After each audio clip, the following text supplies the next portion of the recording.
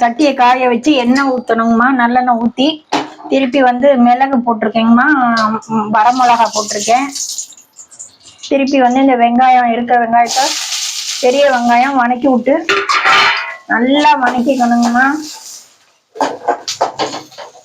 நல்லா கலராக வர அளவுக்கு வதக்கிக்கணுங்கம்மா.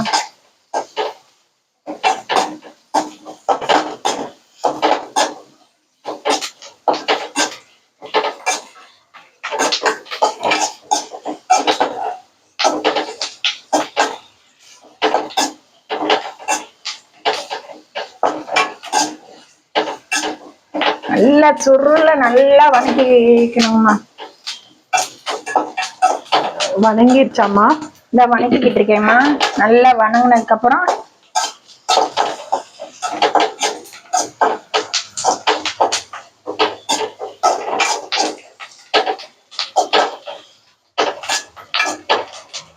திருப்பி இந்த வேக வச்சிருக்க கறி எடுத்து போடணுமா.